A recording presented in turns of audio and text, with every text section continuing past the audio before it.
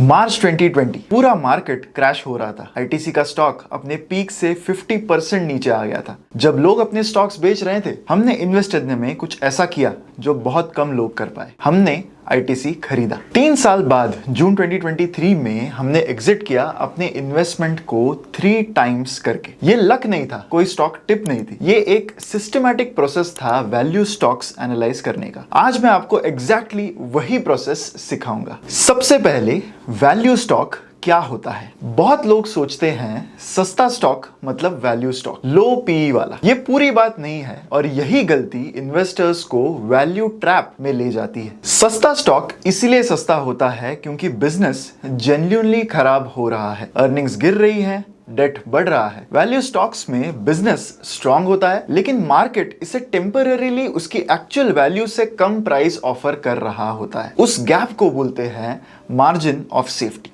Father of value investing Benjamin Graham का formula है 1 रुपए की चीज 50 पैसे में खरीदो। वॉरेन बफे ने इसे इवॉल्व किया और ये सिखाया कि एक बहुत अच्छा बिजनेस रीजनेबल प्राइस पर खरीदना एक एवरेज बिजनेस सस्ते में खरीदने से बेटर है। जहां ग्रोथ इन्वेस्टिंग में आप फ्यूचर ग्रोथ एक्सपेक्टेशंस के लिए पे करते हो, वहीं वैल्यू इन्वेस्टिंग में आप एग्जिस्टिंग अर्निंग्स के लिए डिस्काउंट लेते हो। डाउनसाइड प्रोटेक्टेड रहता है लेकिन वैल्यू इन्वेस्टिंग में पेशेंस बहुत जरूरी है। इन्वेस्ट करने में हम कंपनीज को एक स्ट्रक्चर्ड फ्रेमवर्क से एनालाइज करते हैं जिसका नाम है 5G, 5 pillars: financials, industry, valuation, enterprise, governance. आज जो कुछ हम सीखेंगे वो सीधा इसी फ्रेमवर्क से मैप करता है। कोई भी वैल्यूएशन नंबर देखने से पहले सबसे पहला सवाल होना चाहिए, क्या ये एक अच्छा बिजनेस है? अगर बिजनेस बुरा है तो स्टॉक कितना भी सस्ता हो कोई फायदा नहीं। 5G के एंटरप्राइज और इंडस्ट्री पिलर्स यही एसेस करते हैं: कंपनी की कॉम्पिटिटिव पोजीशनिंग,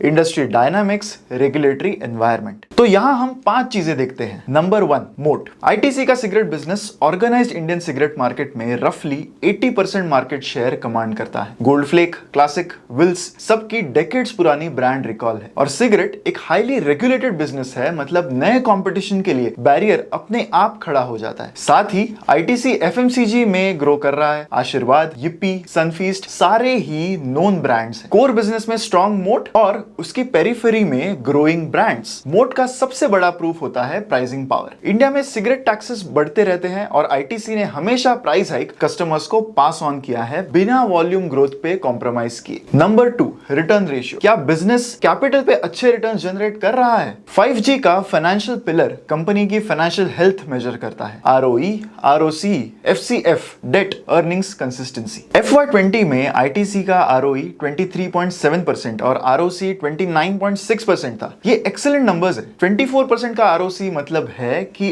बिजनेस में लगा हर 100 रुपए 24 रुपीज का प्रॉफिट जनरेट कर रहा है। कीवर्ड है हर साल, मतलब कंसिस्टेंटली। 1 साल का हाई ROE एक्सीडेंट हो सकता है। 5 से 10 साल का कंसिस्टेंटली हाई ROE बताता है कि बिजनेस जेन्युइनली कॉम्पिटिटिव एज रखता है। रिटर्न प्रोफाइल समझने के लिए सिर्फ लेटेस्ट ईयर मत देखो, लॉन्ग टर्म एवरेज देखो। Number 3, free cash flow. क्या बिजनेस रियल कैश जनरेट कर रहा है? पेपर प्रॉफिट और एक्चुअल कैश सेम नहीं होते। FCF वो होता है जो ऑपरेशंस और केपेक्स के बाद बचता है, मतलब रियल कैश जो डिविडेंड दे सकता है या डेट कम कर सकता है। आईटीसी का FY20 में CFO रफली 14,700 करोड़ था और केपेक्स काफी कम था, मतलब वेरी हाई। आईटीसी एक डेकेड से ज्यादा कैश जनरेटिंग मशीन रहा है। FCF प्रॉफिट्स को वैलिडेट करता है और डिविडेंड्स फंड करता है, जो आईटीसी स्टोरी का कोर हिस्सा था। Number 4, debt. क्या बैलेंस शीट क्लीन है? सिंपल रूल, वैल्यू स्टॉक्स में लो या जीरो डेट होना चाहिए। डेट एक कंपनी को फ्रेजाइल बना देती है एंड हेवी डेट वाली कंपनीज एक डाउनटर्न में बैंकरप्ट हो सकती है। आईटीसी FY20 में प्रैक्टिकली डेट फ्री थी। Debt equity ratio almost 0, strong cash flows plus 0 debt, ये कॉम्बिनेशन एक फोर्ट्रेस है। Number 5, earnings consistency. Earnings profile समझने के लिए 7 से 10 साल का रेवेन्यू और प्रॉफिट ट्रेंड देखो। स्टेडी ग्रोथ या वाइल्ड स्विंग्स। आईटीसी का सिगरेट बिजनेस डीमोनेटाइजेशन में, जीएसटी डिसरप्शंस में और कोविड में रिमार्केबली कंसिस्टेंट रहा। यही मोड ड्रिवन बिजनेस की एक बड़ी पहचान है। अब आते हैं मैनेजमेंट क्वालिटी पे। अच्छा बिजनेस मिल गया पर ह्यूमन एलिमेंट भी चेक करना जरूरी है। कंपनी कौन चला रहा है और उन्हें ट्रस्ट किया जा सकता है या नहीं। एक बेहतरीन बिजनेस भी बुरे मैनेजमेंट से बर्बाद हो सकता है। 5G का गवर्नेंस पिलर असेस करता है capital allocation decisions, promoter pledging, related party transactions और दूसरे गवर्नेंस मैट्रिक्स। कैपिटल एलोकेशन बताता है कि FCF के साथ मैनेजमेंट क्या करता है। मैनेजमेंट FCF को या तो बिजनेस में री इन्वेस्ट कर सकता है, डिविडेंड डिक्लेयर कर सकता है, शेयर बायबैक कर सकता है या एक्विजिशंस परस्यू कर सकता है। ITC डिविडेंड डिसिप्लिन के लिए जाना जाता है। मार्च 2020 तक डिविडेंड यील्ड 6% प्लस पे पहुंच गई थी। एक क्वालिटी FMCG कंपनी के लिए ये एक एक्सेप्शनल नंबर था। ये अपने आप में एक अंडर वैल्यूएशन सिग्नल था। नेक्स्ट इज प्रमोटर होल्डिंग और प्लेजिंग। अगर प्रमोटर होल्डिंग स्टेडी है या बढ़ रही है तो ये कॉन्फिडेंस का सिग्नल है। तेजी से गिर रही है तो इन्वेस्टर्स को पूछना चाहिए क्यों। प्रोमोटर्स प्लेजिंग एक रेड फ्लैग है क्योंकि मार्जिन कॉल आने पर फोर्स्ड सेलिंग हो सकती है जो स्टॉक को और नीचे ले जा सकती है। ITC में कोई प्लेजिंग कंसर्न नहीं था। Number 3 is related party transactions. Listed company और प्रोमोटर्स की दूसरी कंपनीज के बीच लास्ट ट्रांजैक्शंस पैसा बाहर निकालने का एक तरीका हो सकता है। एनुअल रिपोर्ट के RPT डिस्क्लोजर्स जरूर देखो। ITC में ब्रिटिश अमेरिकन टोबैको यानी BAT और LIC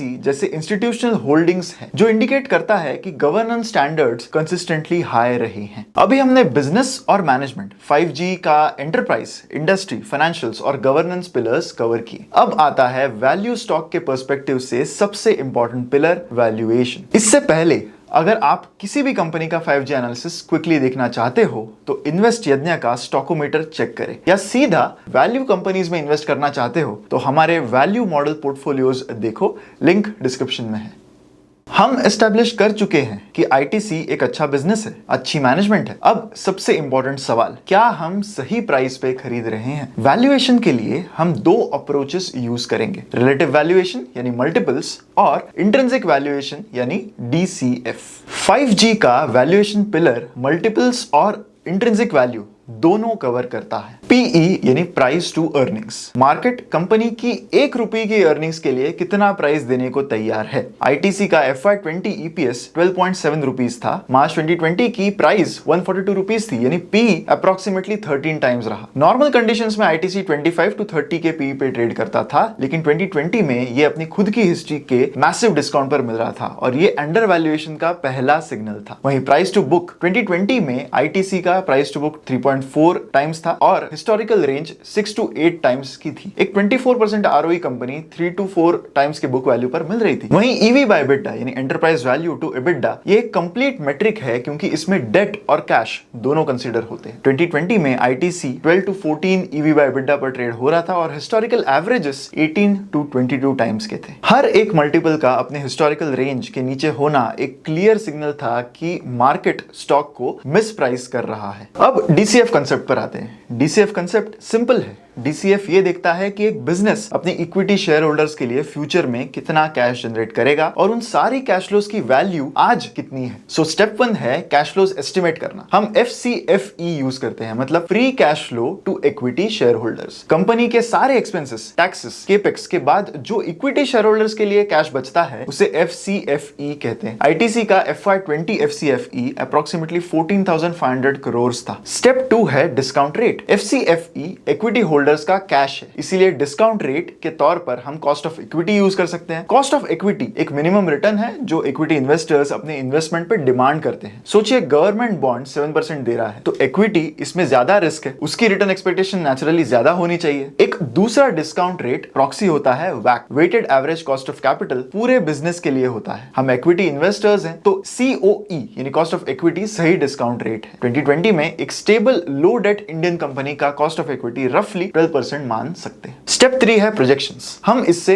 2 फेज में करेंगे। फेज 1 में अगले 5 साल 10% FCFE ग्रोथ कंसीडर करेंगे जो ITC के हिस्टोरिकल ग्रोथ को देखते हुए कंजर्वेटिव असम्पशन है। फेज 2 जो कि टर्मिनल ग्रोथ होता है उसमें हम 5% परपेचुइटी ग्रोथ कंसीडर करेंगे करेंगे, जो कि इंडियन नॉमिनल जीडीपी का कंजर्वेटिव एस्टिमेट है। कंजर्वेटिव असम्पशंस के साथ आईटीसी की इंट्रिंसिक वैल्यू मार्च 2020 में 200 से 270 रुपीस पर शेयर के रेंज में थी, जबकि मार्केट वैल्यू 130 टू 140 रुपीस के बीच में थी। मार्जिन ऑफ सेफ्टी 40 से 90%, ये आपकी प्रोटेक्शन है। अगर असम्पशंस थोड़े भी ऑफ हो तो भी आप पैसा कमा रहे हो। मार्जिन ऑफ सेफ्टी जितनी बड़ी उतनी ही नींद अच्छी। हमने आईटीसी मार्च 2020 में 140 रुपीस के अराउंड अपने पोर्टफोलियो में लिया और जून 2023 में 430 रुपीस प्लस पे एग्जिट किया। Price return alone is around 200%, लेकिन टोटल रिटर्न में डिविडेंड्स भी आते हैं। आईटीसी ने 3 साल में क्यूमुलेटिवली रफली 48 रुपीस पर शेयर का डिविडेंड दिया, अकेले एंट्री प्राइस का रफली 30%। इसको जोड़ के टोटल रिटर्न 240% प्लस हो रहा था। इन्वेस्टमेंट ट्रिपल से ज्यादा हो गई थी। अब एक फेयर सवाल, क्या ये सिर्फ 2020 के मार्केट रिकवरी का रिजल्ट था? निफ्टी 50 टीआरआई रिटर्न्स मार्च 2020 में अराउंड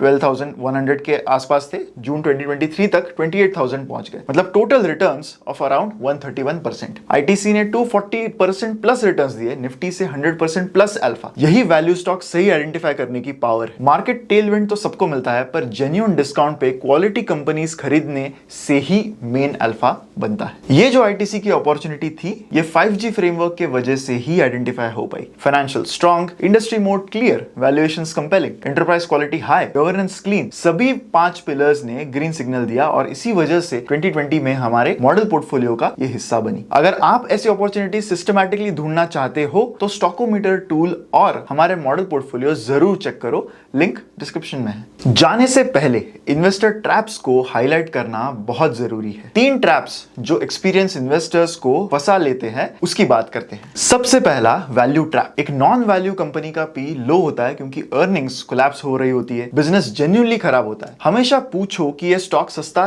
क्यों है। टेम्पररी पैनिक मतलब अपॉर्चुनिटी, बट फंडामेंटल्स डीके हो गए तो स्टॉक को अवॉइड करना चाहिए। Second, anchoring. Investment thesis play out होने के बाद भी स्टॉक को होल्ड करते रहना एंकरिंग बाइस का एक बड़ा साइन है। इन्वेस्टमेंट थीसिस की रेगुलर रिवैल्यूएशन बहुत जरूरी है। जब आईटीसी फेयर वैल्यू पे पहुंचने लगा तो जून 2023 में हमने एग्जिट किया। Number 3, over concentration. स्टॉक जितना भी अच्छा हो, जैसे भी वैल्यूएशन पे मिल रहा हो, 50% पोर्टफोलियो एक स्टॉक में रखना एक डेंजरस आइडिया है। कॉन्सेंट्रेटेड पोजीशन पोस्ट सेलिंग करवा सकती है गलत वक्त पर। सो ये था पूरा process, business quality, management quality और वैल्यूएशन, मोट, फाइनेंशियल्स, गवर्नेंस और मार्जिन ऑफ सेफ्टी। यही फ्रेमवर्क था जिसने हमें मार्च 2020 में आईटीसी आइडेंटिफाई कराया और 3 सालों में निफ्टी से 100% प्लस अल्फा दिया। किसी भी कंपनी का इन डेप्थ एनालिसिस करना हो तो इन्वेस्टरने का स्टॉकोमीटर टूल जरूर चेक करें, जहां डिटेल्ड 5G एनालिसिस अवेलेबल है। लिंक डिस्क्रिप्शन में है। अगर ये वीडियो यूजफुल लगी तो शेयर जरूर करो। मिलते हैं नेक्स्ट वीडियो में।